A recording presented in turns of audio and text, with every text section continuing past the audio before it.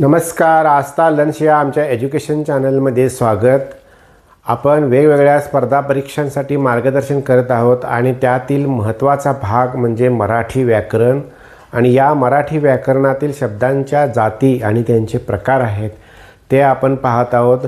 आणि त्यातील तिसरी प्रकार आहे किंवा तिसरी जात आहे विशेषण आणि विशेषणाचे प्रकार आपण पाहणार आहोत. आता विशेषण म्हणजे काय, तर नामाबद्दल अधिक माहिती सांगणाऱ्या शब्दाला किंवा नामाचे गुण सांगणाऱ्या किंवा विशेष वैशिष्ट्य सांगणाऱ्या शब्दाला विशेषण असं म्हणतात. आता विशेषणामध्ये विशेषण आणि विशेष्य कोणते कसं ओळखायचं पहा. जो शब्द आहे त्याला विशेष्य म्हणतात आणि त्याच्याबद्दल अधिक माहिती सांगणारा शब्द आहे त्याला विशेषण म्हणतात. चांगली फळे. वृक्ष या शब्दाबद्दल डेरेदार हा शब्द अधिक माहिती सांगतो, म्हणून डेरेदार हे विशेषण आहे तर वृक्ष हे विशेष्य आहे. आता अधिविशेषण आणि विधिविशेषण यातलाही फरक आपण समजून घेऊया. स्वरा हुशार मुलगी आहे. यामध्ये मुलगी या शब्दासाठी हुशार हा शब्द आलेला आहे आणि तो विशेषण आहे आणि त्याच्या नामाच्या अगोदर आलेला आहे शब्द, म्हणून त्याला अधिविशेषण असं म्हणतात. आता तो भोपळा मोठा आहे. या ठिकाणी नामाचं वर्णन करणारा शब्द आहे तो नंतर आलेला आहे, म्हणून याला विधिविशेषण म्हणतात. एवढाच हा दोन उदाहरणातून स्पष्टपणे फरक आपल्याला समजतो.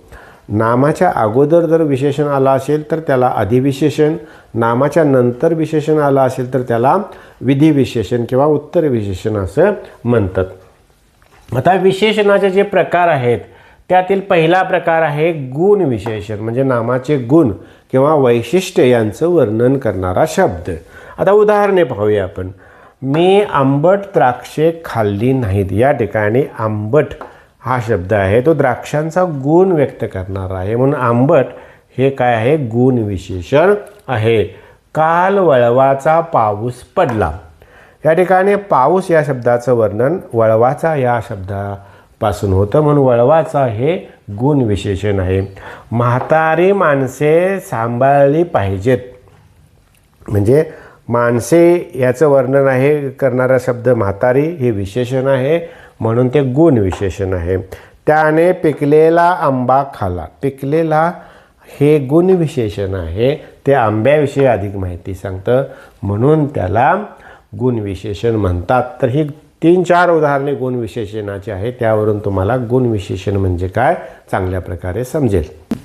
आता विशेषणाचा दुसरा प्रकार जो आहे तो त्याला संख्या विशेषण असं म्हणतात. म्हणजे नामाची गणती किंवा गणना करणारे जे शब्द आहेत त्यांना संख्या विशेषण असं म्हणतात.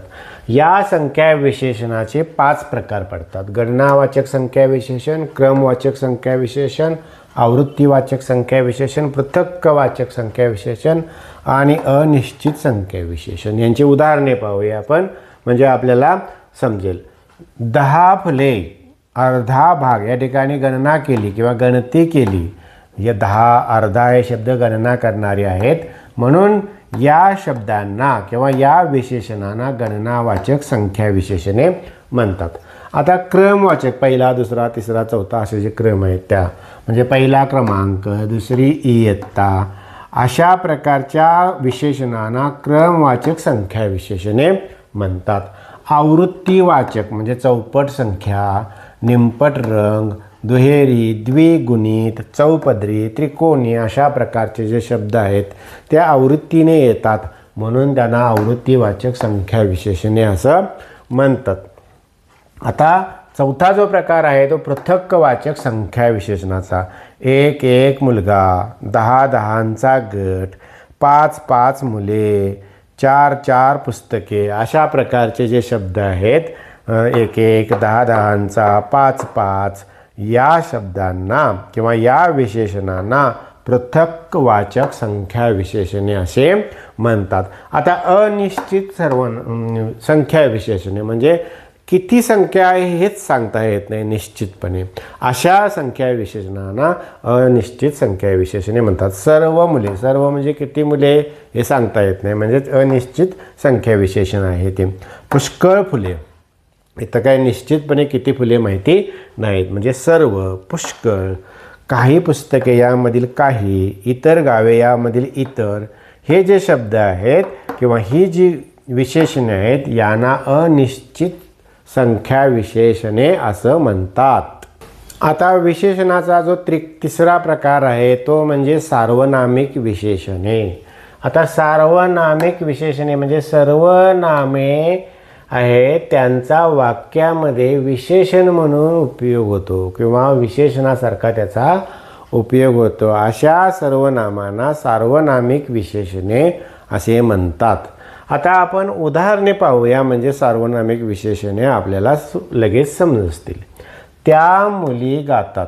आता या ठिकाणी मुली या शब्दाबद्दल अधिक माहिती त्या हा शब्द सांगतो, म्हणून त्या हे सर्वनाम असूनही ते या वाक्यामध्ये विशेषणाचं काम करतं, म्हणून याला सार्वनामिक विशेषण म्हणतात. आता हेच वाक्य दर्शक सर्वनामाचं सुद्धा येऊ शकतं की कोणत्या मुली, तर त्या मुली. या ठिकाणी दर्शकाचं काम त्या हा शब्द करतो, म्हणून त्या हे दर्शक सर्वनामसुद्धा आहे. हा पेन माझा आहे. या ठिकाणी पेन या शब्दाबद्दल हा शब्द अधिक माहिती सांगतो, म्हणून याला विशेषण म्हणतात आणि ते सर्वनाम आहे म्हणून सार्वनामिक विशेषण आहे. या वाक्यामध्ये ते सर्वनाम आलेलं आहे म्हणून त्याला सार्वनामिक विशेषण म्हणतात. तुला कोण मुलगा भेटला ते सांग.